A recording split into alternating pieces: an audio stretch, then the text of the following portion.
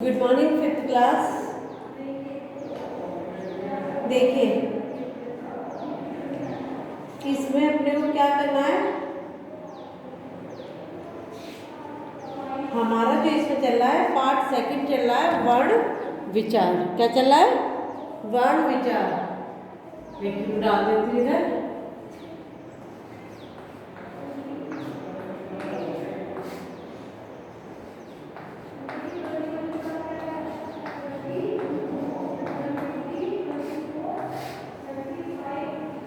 वर्ण विचार।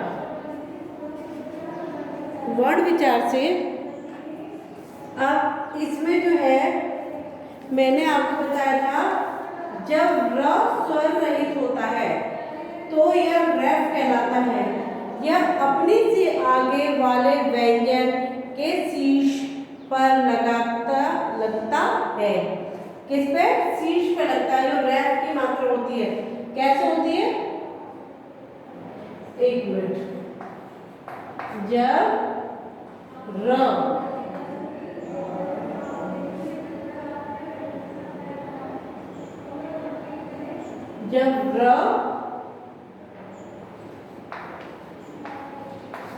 स्वर रहित होता है उसे रैफ कहते हैं। तो उसे रैफ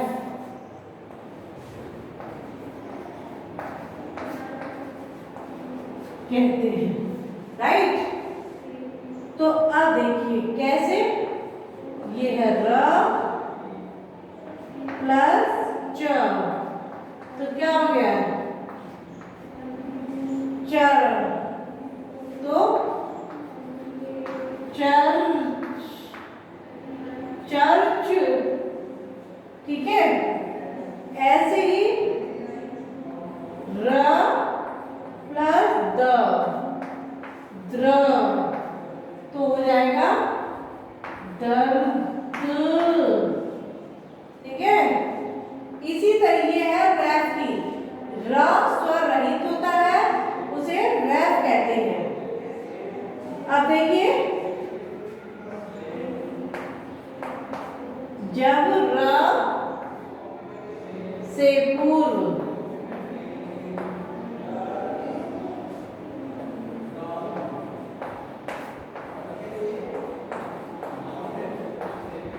कोई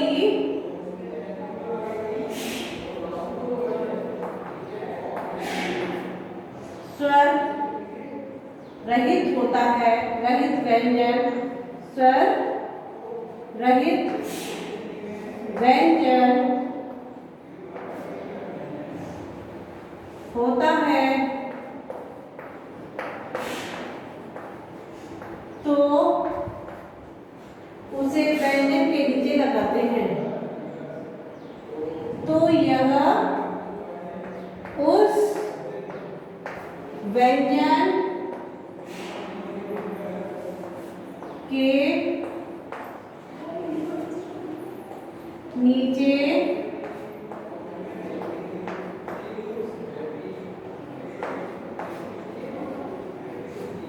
कैसे लगाते हैं?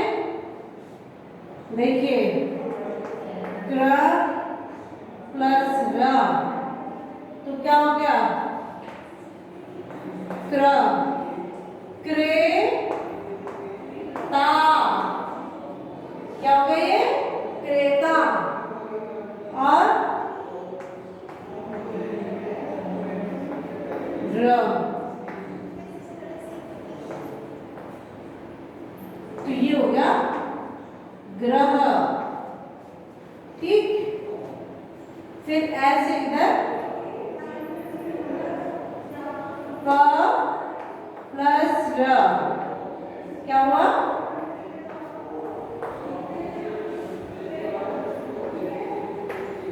प्रेम।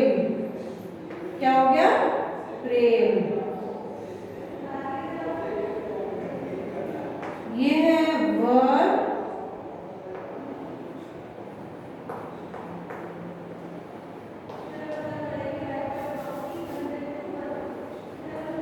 ये नीचे वाले हैं, तो हो गया व्रत। ठीक है, तो अब इसे मैंने आपको क्या बताया, स्वर। जब र स्वर रहित होता है तो उसे रैफ कहते हैं। ठीक है, तो आपको मैंने जैसे कि इसमें दे रखा है चर्च, दर्द, कर्म, सर्फ, सर्व, इस तरीके से। और सेकंड पॉइंट वाला, जब र से पूर्व कोई स्वर रहित व्यंजन होता है तो यह उस व्यंजन के नीचे लगते हैं, जैसे कि क्र, क्रेता, ग्रह, ग्रह, प्रेम और व्रत।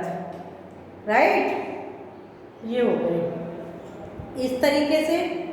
अब एक और है इसमें कि ट व ड़ के साथ र का प्रयोग पदेन के रूप में होता है।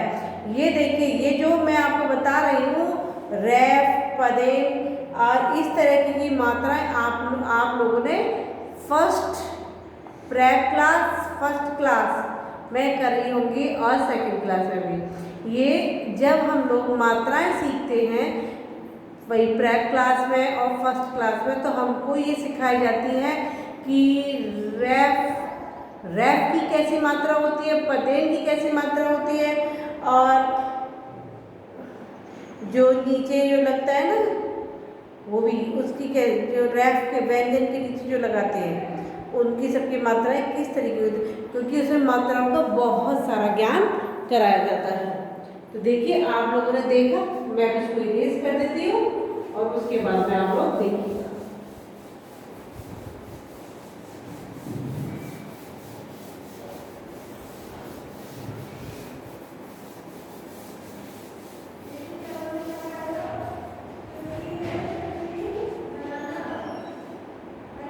ये क्या है, ट,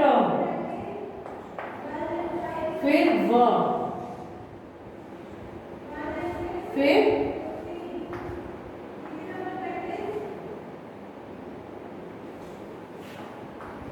के साथ र का प्रयोग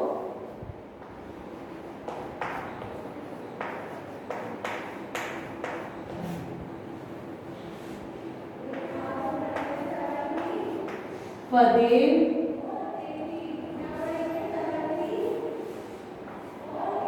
यानी ऐसी वाली मात्रा जो होती है के रूप में होता है।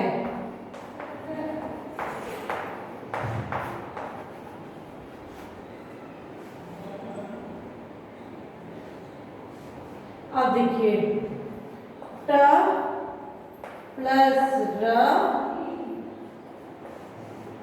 ट्र, तो क्या हो गया, ये हो गया, देखिए हमारा ट्रेन,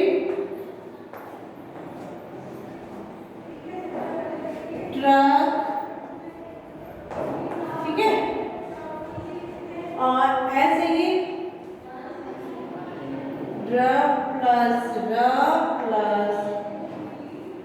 ड्र, तो ड्रम।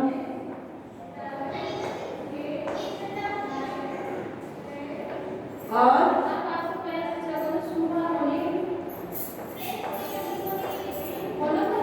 ड्रामा। ठीक है, फिर ये तो हमारा हो गया। और ये देखिए, ये क्या है, स के साथ, इसके स के साथ आने पर इनका रूप शुद्ध हो जाता है। कैसा हो जाता है,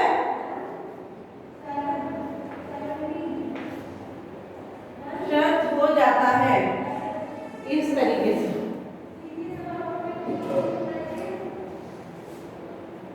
कुछ लोग इसे भ्रमवश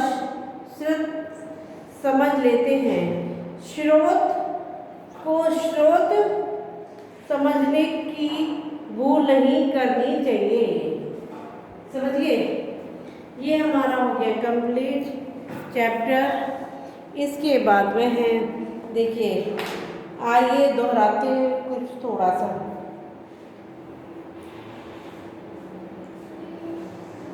भाषा की सबसे छोटी इकाई जिसके 8 टुकड़े नहीं किए जा सकते वर्ण कहलाती है। वर्ण 2 प्रकार के होते हैं, स्वर और व्यंजन। वर्ण स्वर भी 2 प्रकार के होते हैं, ह्रस्व स्वर और दीर्घ स्वर। व्यंजन के 3 प्रकार होते हैं, स्पर्श, अंतःस्थ और ऊष्म व्यंजन। वर्णों के एक निश्चित क्रम में बने समूह को वर्ण कहते हैं, वर्णमाला कहते हैं। स्वरों को लिखने के लिए जो चिन्ह बनाए गए हैं उन्हें मात्रा कहते हैं, जैसे अनुनासिक, अनुस्वार तथा विसर्ग अयोगवाह कहलाते हैं। द्वित्व व्यंजन 2 समान व्यंजनों के मेल से बनते हैं।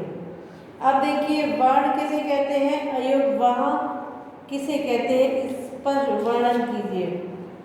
अयोगवाह किसे कहते हैं?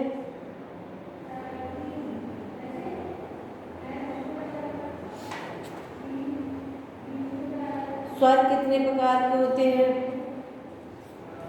देखते हैं, 1-2 क्वेश्चन अगर हो जाता है तो हमारा, ठीक है।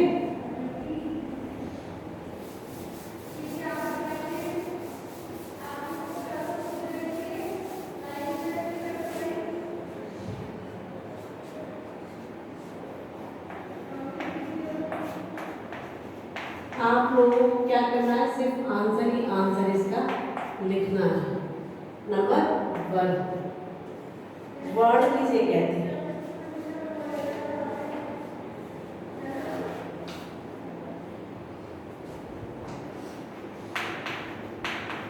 भाषा की वह सबसे छोटी इकाई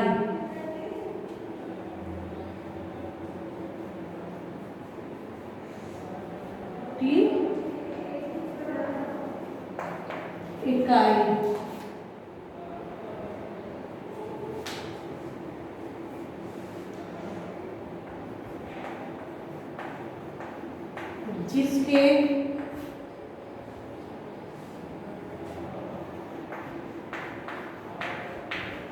और टुकड़े नहीं किए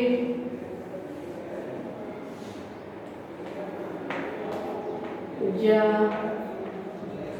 सकते वर्ण कहलाते हैं।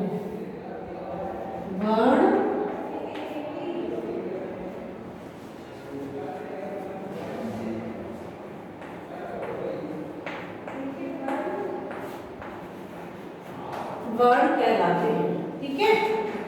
उसके बाद में देखिए थर्ड वाला, सेकंड वाला बाद में कराऊंगी। थर्ड वाला, स्वर कितने प्रकार के होते हैं?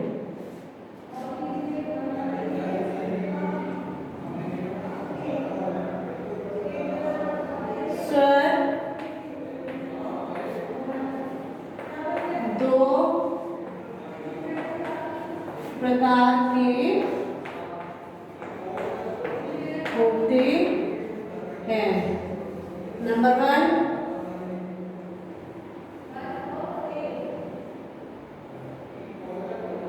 ह्रस्व स्वर,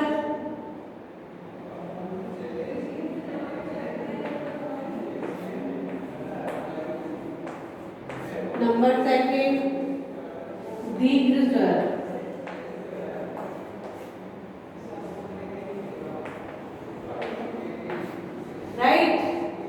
ये देख लीजिए हो गया हमारा। उसके बाद में व्यंजन कितने प्रकार के होते हैं। अब ये इसको यही स्टॉप कर देते हैं। ठीक है, चलिए ओके बाय, टेक केयर।